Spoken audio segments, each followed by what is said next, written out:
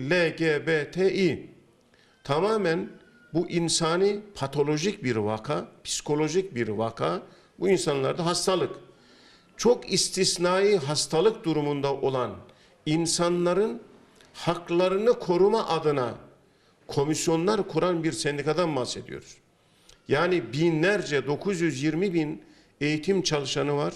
Üniversiteleri de dahil ettiğimizde 1 milyonu aşkın eğitim çalışanının olduğu, 18 milyon öğrencinin olduğu bir kurumda bütün problemler çözülmüş, halledilmiş gibi istisnai birkaç vakayı ne yaparak özgürlük adına biz bunların hakkını arama adına LGBTİ komisyonları kuruluyor.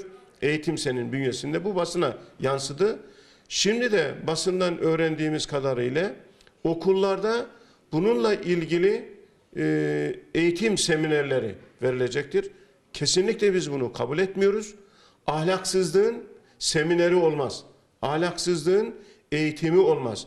Dolayısıyla biz sadece bunu bir duyum olarak görüyoruz, duyduk.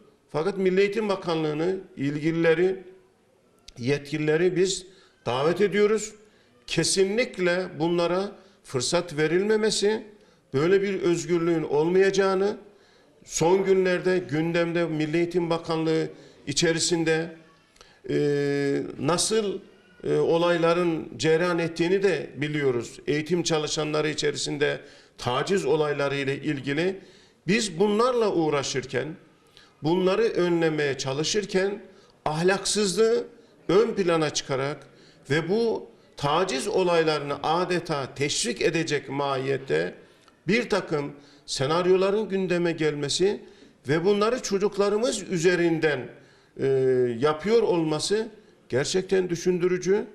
Bu sendikanın doğuda nasıl sendikacılık yaptığını, batıda nasıl bir farklı sendikacılık yaptığını biliyoruz. Bu sendikaların genel merkezlerinde PKK hain militanlarının tedavi edilerek biliyoruz basıldı emniyet tarafından ve genel merkezlerinden PKK militanları, yaralı militanlar çıkarıldı. Aslında bu genel merkezler, sendikaların genel merkezleri kamu çalışanlarının problemlerini çözmeye yönelik projelerin üretildiği yer olması gerekirken maalesef terör militanlarının hastanesine çevrildi. Terör militanlarının tedavi merkezlerine çevrildi. İşte bunları yapanların böyle komisyonlar kurması da gayet normaldir.